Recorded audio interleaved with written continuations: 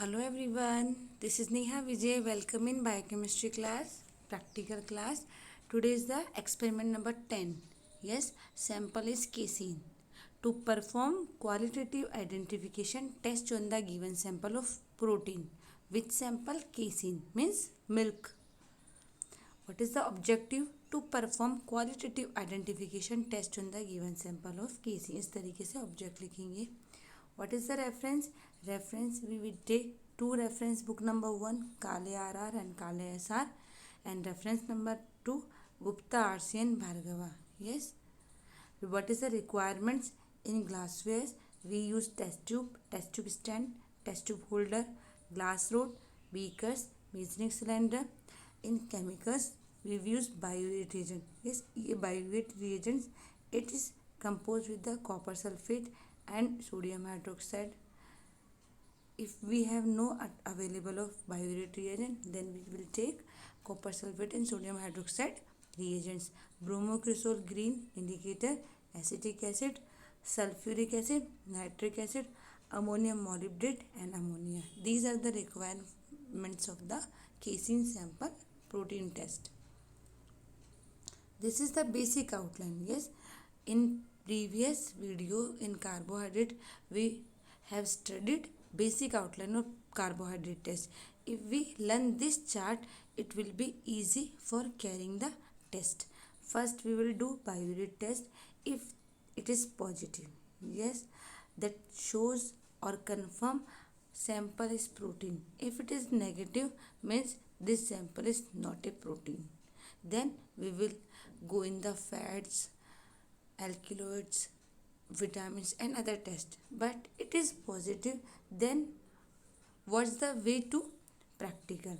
Yes, first we will do bioreate test, then positive. After we will second test precipitation of casein at its isoelectric point at its room temperature. Yes, then if it is positive, then Newman's test and casein was confirmed. And many books, many notes, confirmation by the half saturation test.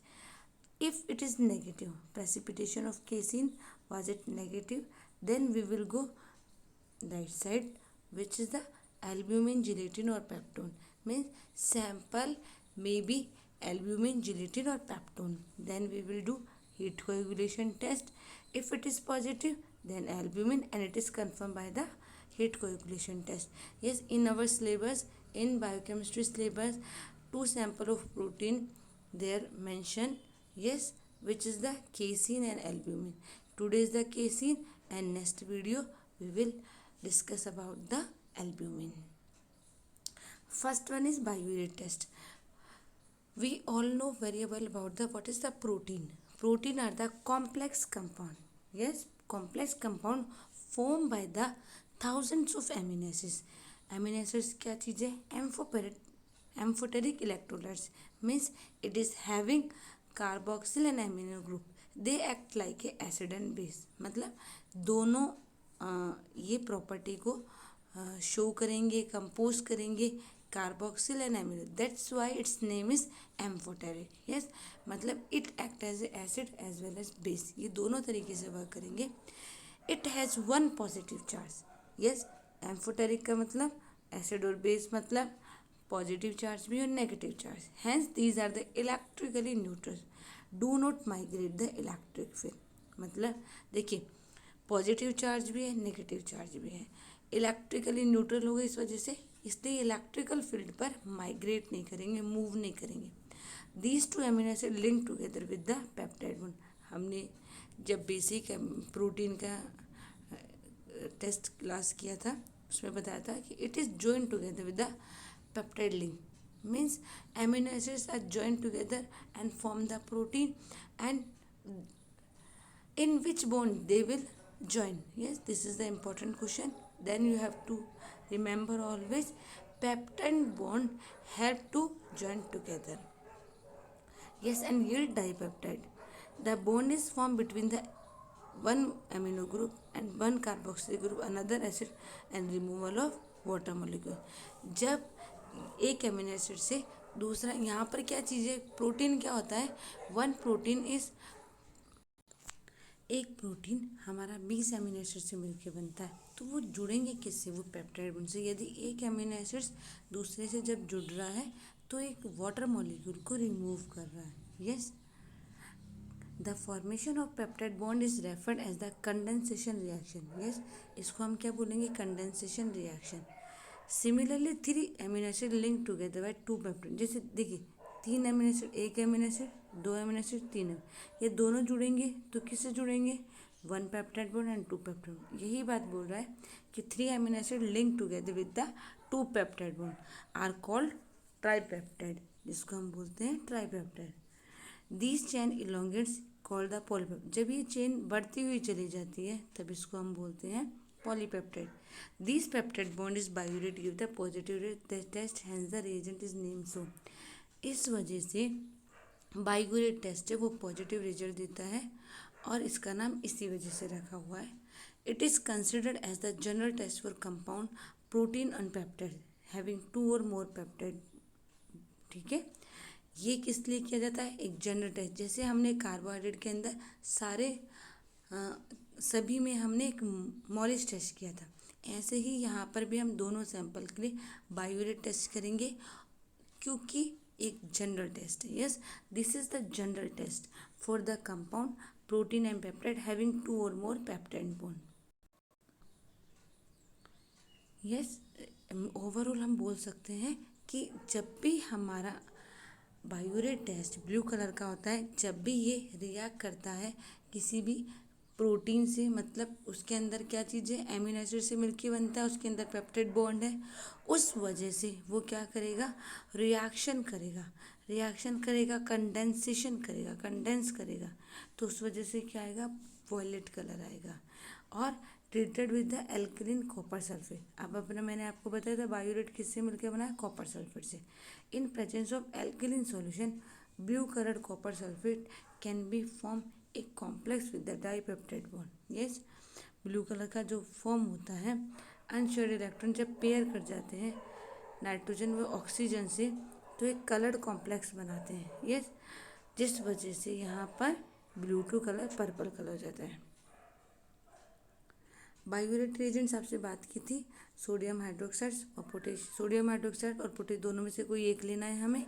Copper sulphate लेना है, potassium sodium tartrate लेना है। अब कौन सा क्या काम कर रहा है? सोडियम हाइड्रोक्साइड जो पोटेशियम हाइड्रोक्साइड भी लिया है, it provide the alkaline medium. Potassium sodium tartrate added to chelate, और इसलिए हम पोटेशियम सोडियम टार्ट्रेट क्यों किया? चिलेशन के लिए। एंड दस स्टेबलाइज द क्यूप्रिक आयन, और ये क्या करेगा? क्यूप्रिक आयन को सॉल्यूशन के अंदर स्टेबलाइज करके रखेगा और maintain the solubility in the alkaline solution, और सोल्युबिलिटी को मेंटेन करके रखेगा एल्कलीन सॉल्यूशन में।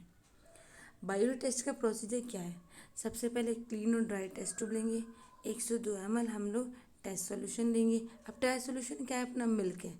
आज के केसिन के केस में हमारा मिल्क है, पर हम एग लेते हैं तो उसके केस में हमारा एग का वाइट पार्ट होगा एल्ब्यूमिन।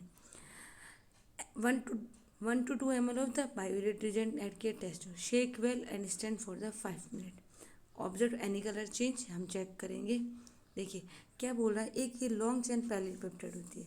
जब यहाँ कॉपर सल्फेट और सोडियम हाइड्रोक्साइड से रिएक्शन करी तो एक कॉम्प्लेक्स बनाया। देखिए आप, देखिए कॉम्प्लेक्स बना।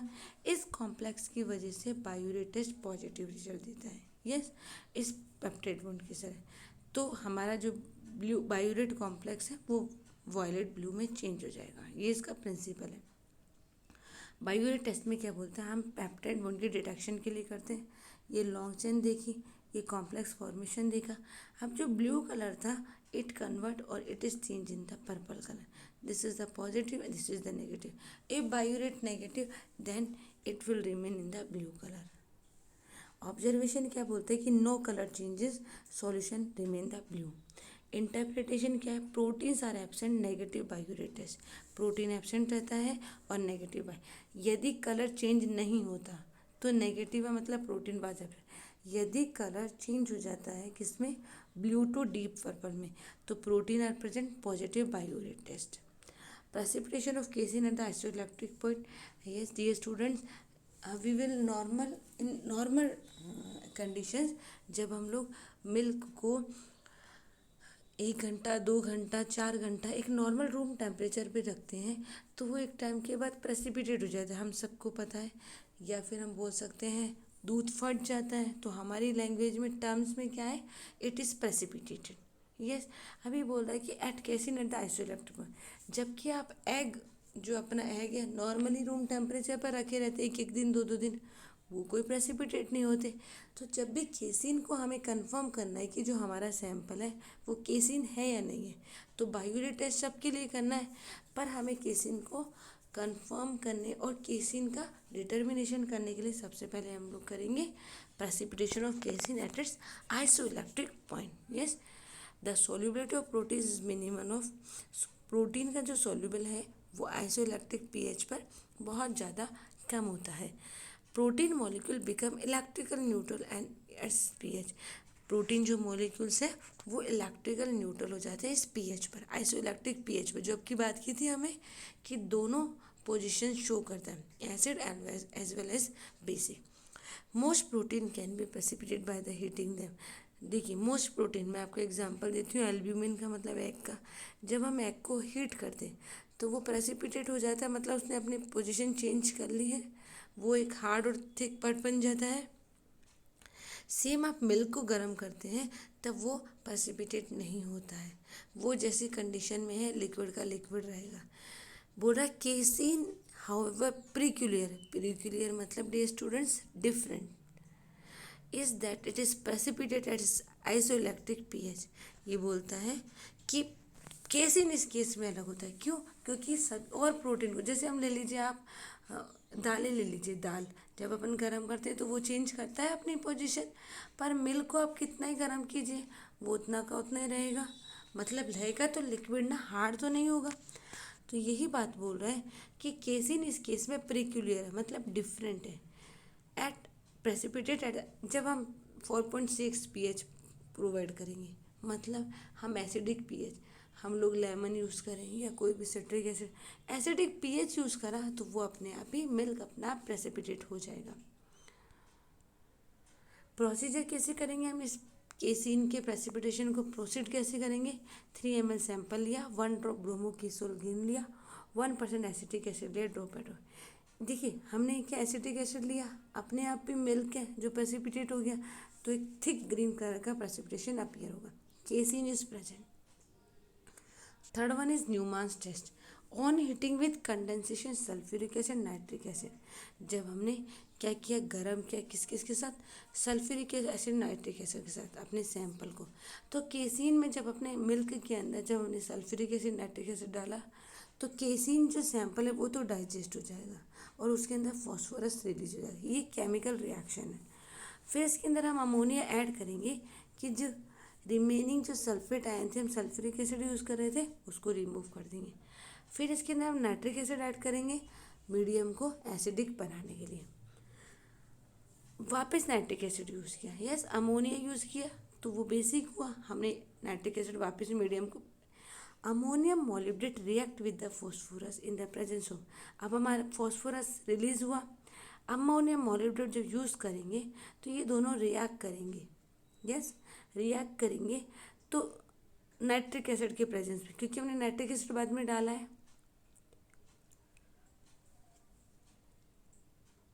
तब क्या होगा कि canary yellow precipitate, canary yellow मतलब एक ब्राइट कलर का, एक ग्रोइंग येलो कलर, मतलब एक शाइनिंग येलो कलर सा आपको पीपीटी दिखाई देगा, वो किसका होगा, अमोनियम फॉस्फोमोलिब्डेट का। न्यूमान्स टेस्ट का ये प्रिंसिपल हुआ, ठीक है। अब प्रोसीजर क्या बोलते हैं कि 2 ड्रॉप हमने सैंपल के अंदर HNO3 डाला, नाइट्रिक एसिड डाला, हीट जेंटली मतलब स्लोली आराम से, और हमने इसको कलरलेस, मतलब अपना मिल्क जो कलर है उसको हमने कलरलेस मतलब क्लियर सॉल्यूशन बनाना चाहा। पर यदि solution become dark then cool, ठंडे होने के बाद वापस ही डार्क हो रहा है तो हम इसमें वापस कंसनट्रेट सल्फ्यूरिक एसिड डालेंगे, वापस गर्म करेंगे, जब तक करेंगे इस प्रोसेस को जब तक वो कलरलेस नहीं हो जाएगा। Add 3 ml of the water and few drop of the methyl red indicator, हम देखेंगे कि इसके अंदर हम लोग वाटर यूज़ किया, फिर हमने methyl red indicator, then add concentrate ammonia until the, हमने इसके अंदर कंसनट्रेट अमोनिया डाला जब तक कलर चेंज नहीं हो जाएगा येलो में। It concentrate HNO3 until the change colour again to red. अब क्या होगा, जब हमने HNO3 डाला तो ये वापस रेड कलर हो जाएगा। फिर हम क्या करेंगे, बॉयल, देन बॉयल 2 मिनट के लिए, और उसके अंदर हमने क्या डाला, अमोनियम मोलिब्डेट जो लास्ट में डाला था, और canary yellow colour, bright yellow colour, shining yellow colour is obtain. This is the canary yellow colour. Yes, this is the based on the principle and procedure.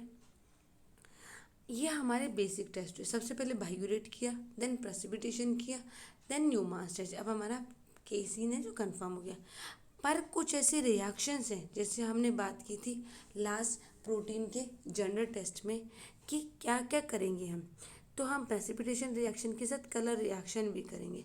तो ये दोनों हम लोग हर प्रोटीन के साथ करेंगे। यस, प्रेसिपिटेशन किस किस के साथ करेंगे हम लोग, प्रेसिपिटेशन हम करेंगे पोलर ग्रुप के साथ, मतलब अमोनिया, हाइड्रोक्सी, कार्बोक्सी। हम प्रेसिपिटेशन सॉल्ट के साथ करेंगे, मतलब हम सैचुरेटेड सॉल्यूशन लेंगे। प्रेसिपिटेशन हम हैवी मेटल्स के साथ करेंगे, like lead acetate, mercuric nitrate. जब हम इनको अपने सैंपल में डालेंगे तो ये प्रेसिपिटेशन हो जाएगा, वाइट कलर का प्रेसिपिटेट बनेगा। प्रेसिपिटेशन बाय अल्कलोइड रिएजेंट के साथ करेंगे, इसके अंदर हम पिक्रिक एसिड सॉल्यूशन यूज़ करेंगे। जब हम प्रेसिपिटेशन ऑर्गेनिक सॉल्वेंट के साथ करते हैं तब इसके अंदर हम अल्कोहल यूज़ करेंगे, प्रेसिपिटेशन बन जाएगा। जब हम हीट के साथ प्रेसिपिटेशन करेंगे तो प्रोटीन को हम जब टेस्ट ट्यूब में लेंगे, कुछ देर के लिए करेंगे, तो white cloudy precipitate is obtain. अब प्रेसिपिटेशन बाय एसिड का करेंगे तो हम एसिड सैंपल लेंगे तो वाइट प्रेसिपिटेशन बनेगा। अब कलर रिएक्शन, हमारा पहला प्रेसिपिटेशन रिएक्शन हुआ, दूसरा colour reaction. Yes, proteins gives a number of colour reaction different chemical into the presence of amino acids. देखिए, बायोरेट टेस्ट हमने किया, उसके बाद हमने प्रेसिपिटेशन केसीन किया, उसके बाद हमने न्यूमास किया, उसके बाद आप राइट डाउन क्या करेंगे, hydrolysis test, Millon test, lead acetate से, xanthoproteic test, precipitation test, at test with the trichloroacetic. हमने इसके अंदर क्या क्या प्रोसीजर यूज़ करेंगे, उसके बाद क्या क्या ऑब्जर्वेशन आएगा, ये हम लोग लिख देंगे, एक चार्ट बना देंगे। रिजल्ट फाइनल में हम क्या लिखेंगे, क्योंकि हमारा जो केसीन है गिवन सैंपल है, तो हम लोग क्या लिखेंगे, qualitative identification the given sample protein casein was the perform. This is was the result. Dear students, it is completed. If you have any doubt, please comment in the comment box. Thank you so much. If you like, please share with your friends and subscribe for my new video. Thank you.